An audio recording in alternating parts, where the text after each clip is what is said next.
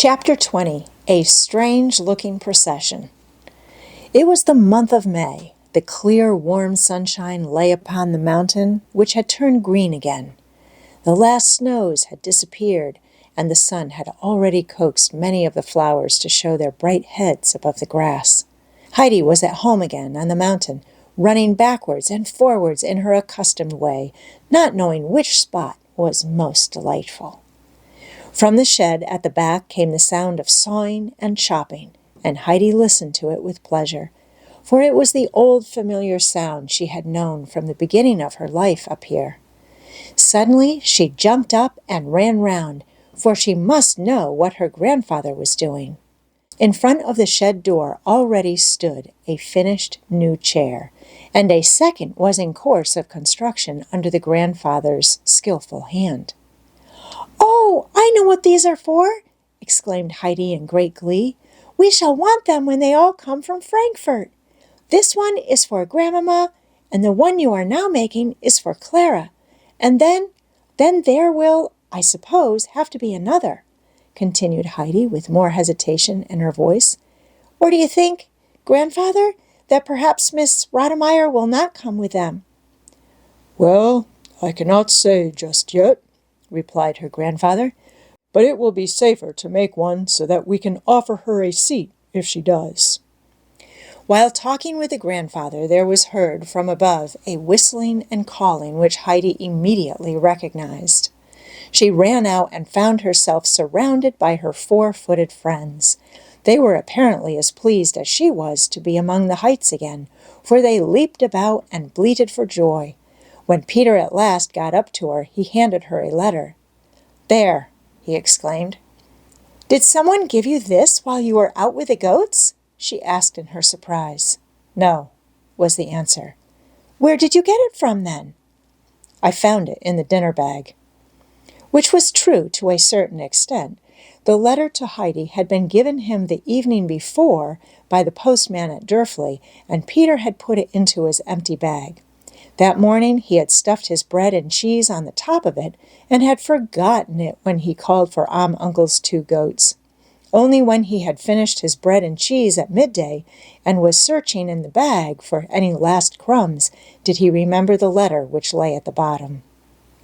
Heidi read the address carefully. Then she ran back to the shed, holding out her letter to her grandfather in high glee. "From Frankfurt! From Clara! Would you like to hear it?" The grandfather was ready and pleased to do so, as was Peter, who had followed Heidi into the shed. "Dearest Heidi, everything is packed, and we shall start now in 2 or 3 days, as soon as Papa himself is ready to leave. He is not coming with us, as he has first to go to Paris.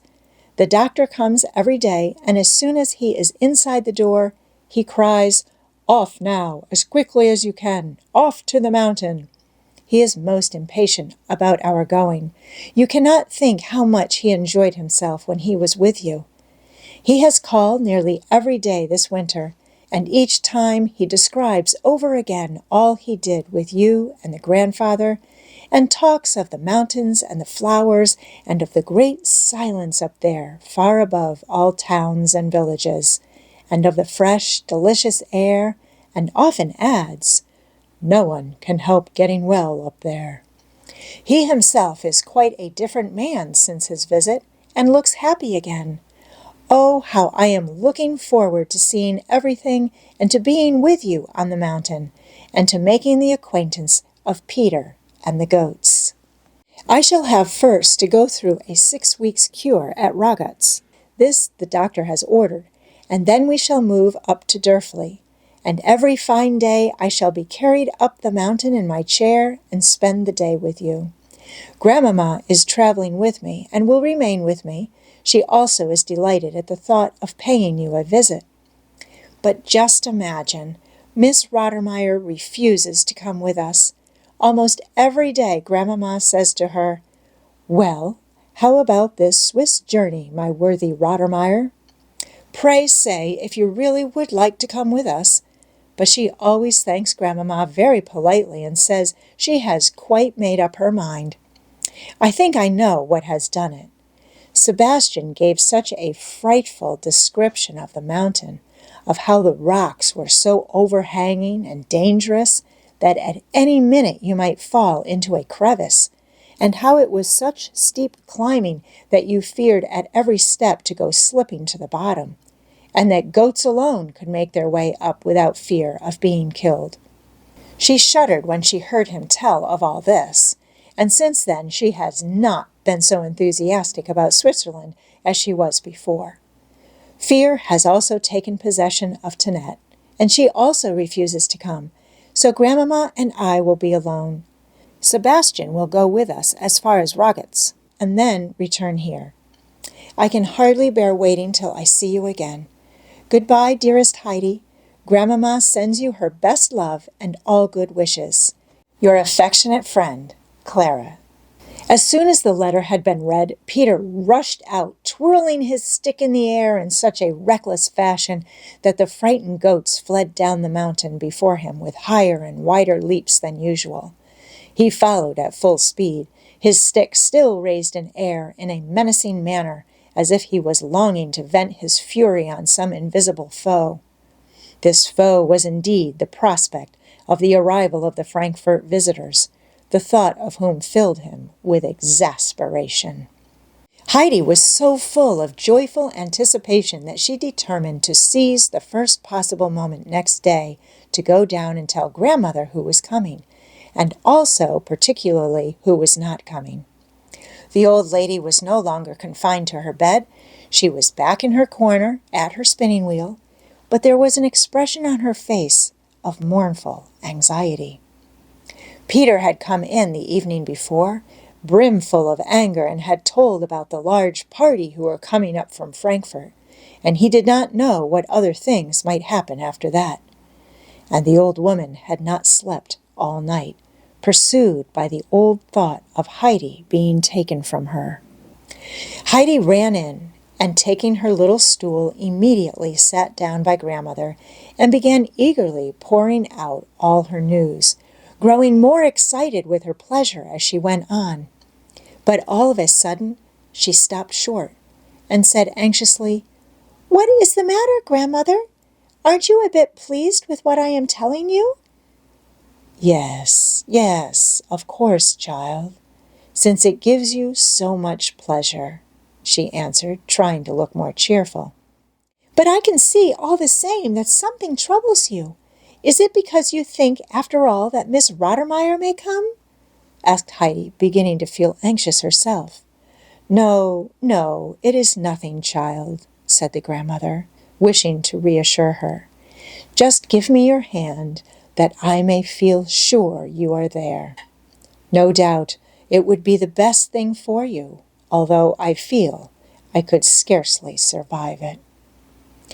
"I do not want anything of the best if you could scarcely survive it," said Heidi, in such a determined tone of voice that the grandmother's fears increased as she felt sure the people from Frankfurt were coming to take Heidi back with them, since now she was well again, they naturally wished to have her with them once more. But she was anxious to hide her trouble from Heidi if possible, as the latter was so sympathetic that she might refuse, perhaps, to go away, and that would not be right. "Heidi," she said, "there is something that would comfort me and calm my thoughts. Read me the hymn beginning, 'All things will work for good.'" Heidi found the place at once and read out in her clear young voice, "All things will work for good to those who trust in me. I come with healing on my wings to save and set thee free." Yes, that is just what I wanted to hear," said the grandmother, and the deep expression of trouble passed from her face. Heidi looked at her thoughtfully for a minute or two, and then said, "Healing means that which cures everything and makes everybody well, doesn't it, Grandmother?" "Yes, that is it," replied the old woman with a nod of assent. "And we may be sure everything will come to pass according to God's good purpose." When the evening came, Heidi returned home up the mountain. The stars came out overhead one by one, so bright and sparkling that each seemed to send a fresh ray of joy into her heart. Not only were the nights of this month of May so clear and bright, but the days as well. The sun rose every morning into the cloudless sky, as undimmed in its splendor as when it sank the evening before.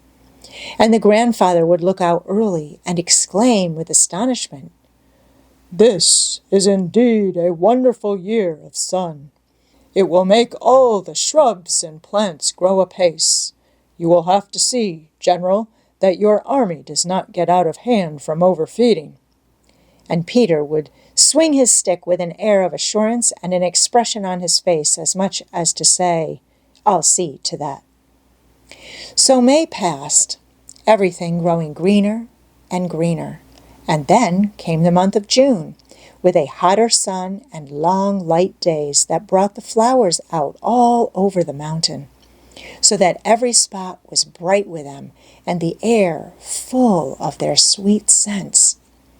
This month, too, was drawing to its close, when one day Heidi, having finished her household duties, ran out with the intention of paying first a visit to the fir trees, and then going up higher to see if the bush of rock roses was yet in bloom, for its flowers were so lovely when standing open in the sun.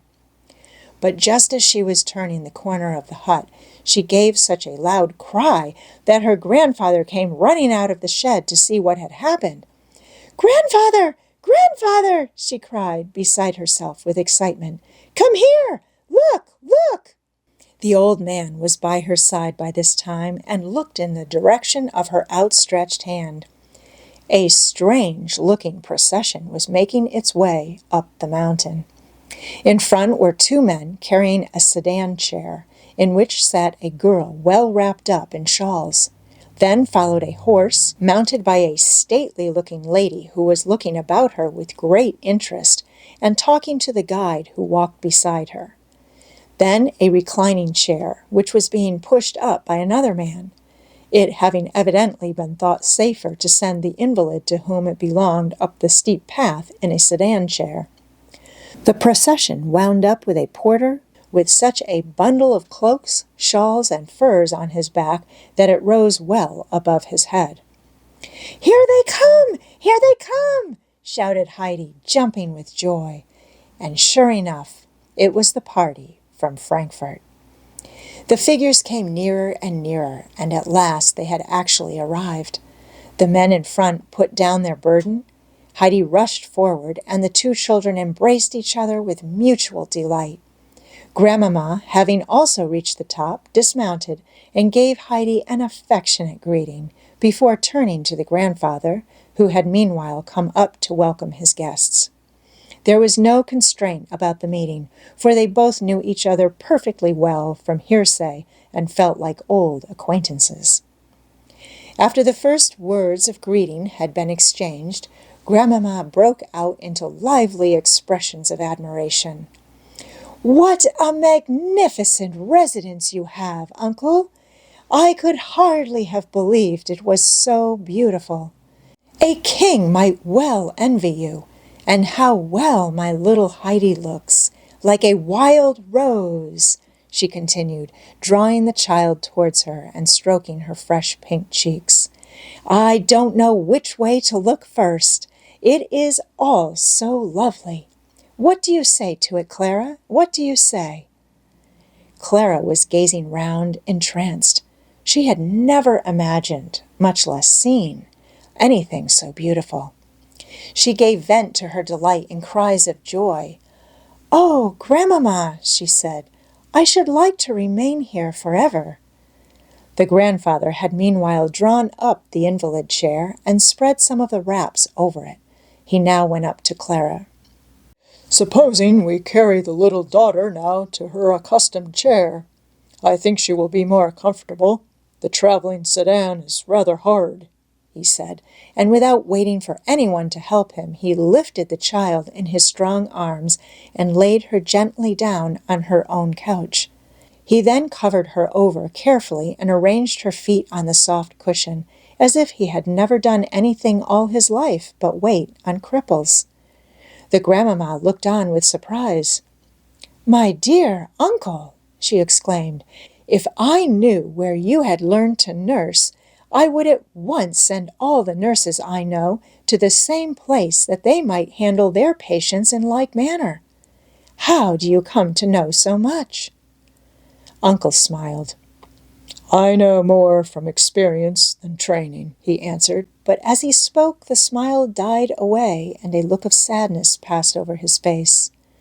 The vision rose before him of a face of suffering that he had known long years before, the face of a man lying crippled on his couch of pain and unable to move a limb.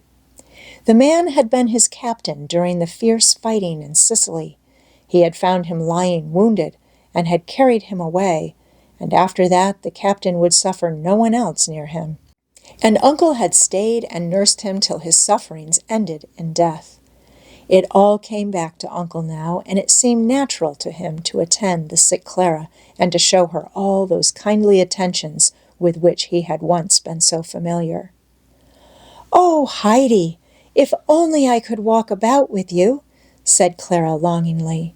"If I could but go and look at the fir trees and at everything I know so well from your description, although I have never been here before." Heidi, in response, put out all her strength, and after a slight effort managed to wheel Clara's chair quite easily round the hut to the fir trees. There they paused.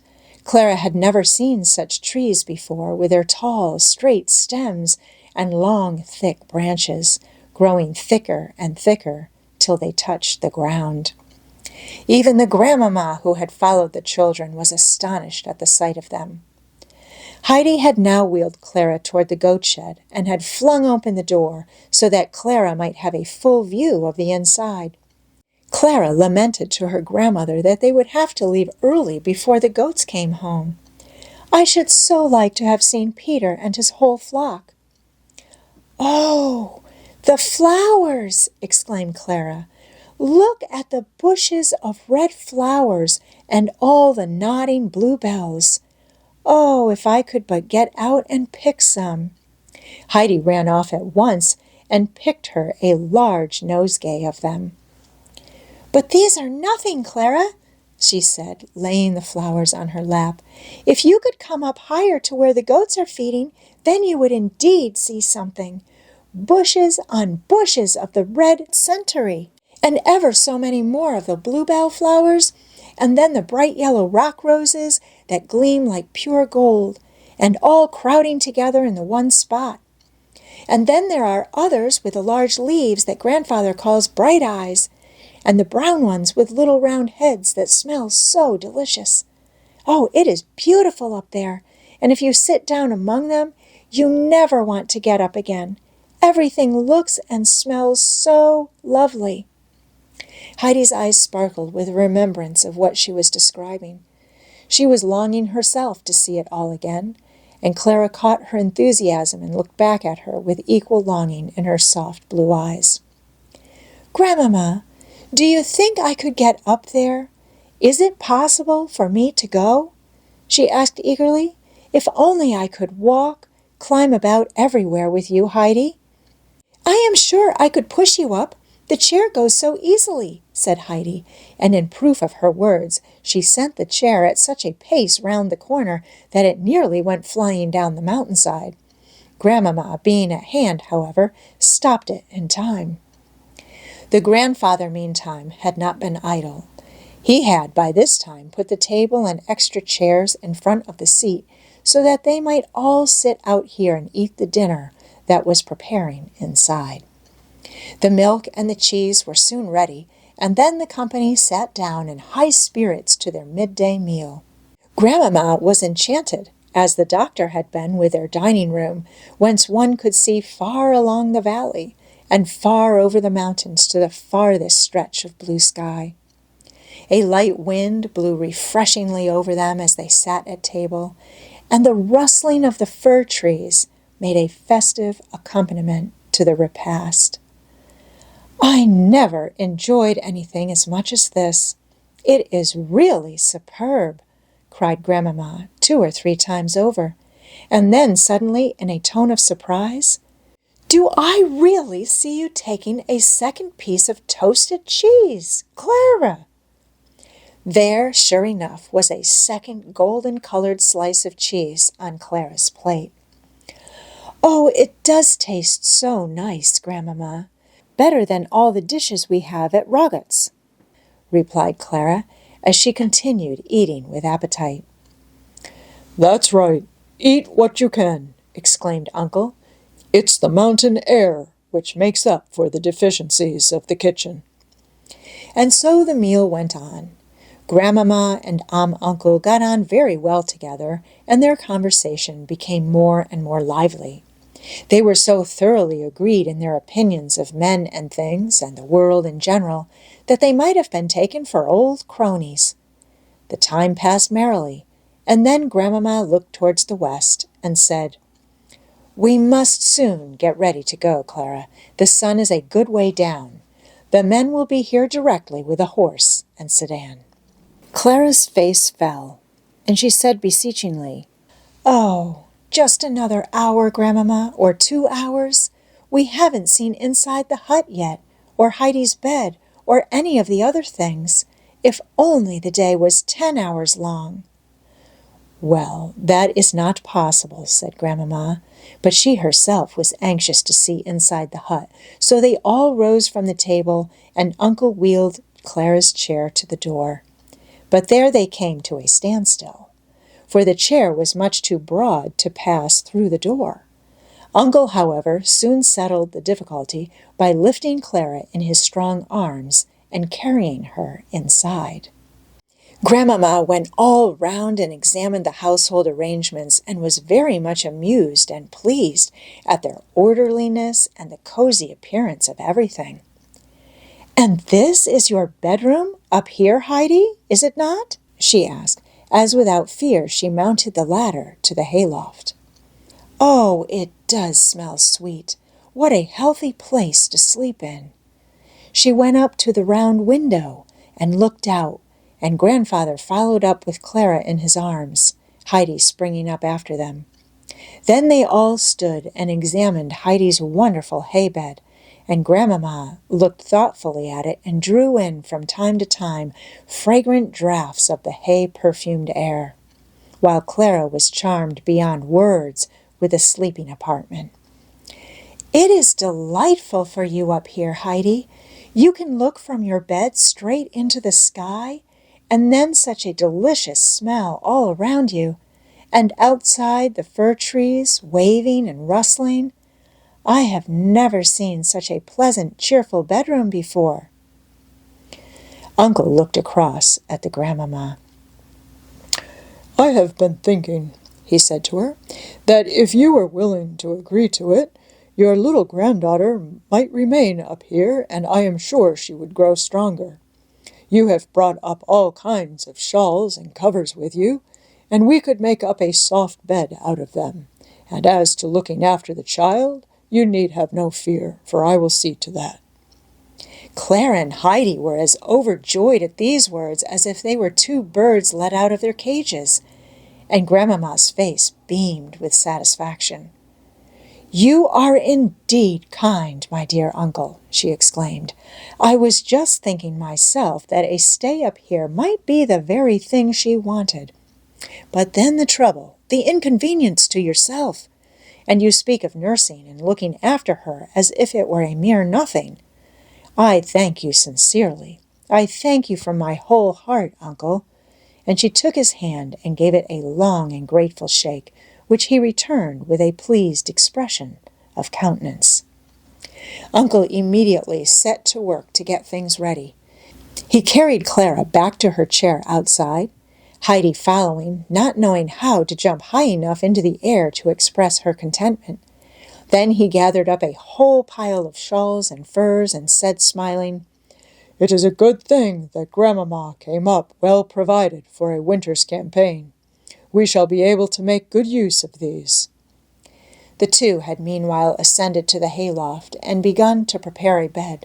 There were so many articles piled one over the other that when finished, it looked like a regular little fortress. Grandmama passed her hand carefully over it to make sure that there were no bits of hay sticking out. "If there's a bit that can come through, it will," she said. The soft mattress, however, was so smooth and thick that nothing could penetrate it. Then they went down again, well satisfied, and found the children laughing and talking together and arranging all they were going to do from morning till evening, as long as Clara stayed. The next question was how long she was to remain, and first Grandmama was asked, but she referred them to the grandfather, who gave it as his opinion that she ought to make trial of the mountain air for at least a month. The children clapped their hands for joy, for they had not expected to be together for so long a time. The bearers and the horse and guide were now seen approaching. The former were sent back at once, and Grandmama prepared to mount for her return journey. "It's not saying goodbye, Grandmama," Clara called out, "for you will come up now and then and see how we are getting on, and we shall so look forward to your visits." Grandmama mounted her sturdy animal, and Uncle took the bridle to lead her down the steep mountain path. She begged him not to come far with her, but he insisted on seeing her safely as far as Durfley, for the way was precipitous and not without danger for the rider, he said. Grandmama did not care to stay alone in Durfley, and therefore decided to return to Rockets, and thence to make excursions up the mountain from time to time. Peter came down with his goats before Uncle had returned. As soon as the animals caught sight of Heidi, they all came flocking towards her, and she, as well as Clara on her couch, were soon surrounded by the goats, pushing and poking their heads one over the other, while Heidi introduced each in turn by its name to her friend Clara. It was not long before the latter had made the long-wished-for acquaintance of Little Snowflake, the lively greenfinch, and the well-behaved goats belonging to Grandfather, as well as of the many others, including the Grand Turk. Peter, meanwhile, stood apart, looking on, and casting somewhat unfriendly glances towards Clara. When the two children called out, "Good evening, Peter," he made no answer, but swung his stick angrily as if wanting to cut the air in two, and then ran off with his goats after him. The climax to all the beautiful things that Clara had already seen upon the mountain came at the close of the day. As she lay on the large, soft bed in the hayloft, with Heidi near her, she looked out through the round, open window right into the middle of the shining clusters of stars, and she exclaimed in delight, "Heidi, it's just as if we were in a high carriage and were going to drive straight into heaven." "Yes, and do you know why the stars are so happy and look down and nod to us like that?" asked Heidi. "No, why is it?" Clara asked in return. "Because they live up in heaven and know how well God arranges everything for us, so that we need have no more fear or trouble, and may be quite sure that all things will come right in the end. But then we must never forget to pray and to ask God to remember us when He is arranging things, so that we too may feel safe and have no anxiety about what is going to happen." The two children now sat up and said their prayers, and then Heidi put her head down on her little round arm and fell off to sleep at once. But Clara lay awake some time, for she could not get over the wonder of this new experience of being in bed up here among the stars. She had indeed seldom seen a star, for she never went outside the house at night, and the curtains at home were always drawn before the stars came out. Each time she closed her eyes, she felt she must open them again to see if the two very large stars were still looking in and nodding to her as Heidi said they did. There they were, always in the same place. At last her eyes closed of their own accord, and it was only in her dreams that she still saw the two large, friendly stars shining down upon her.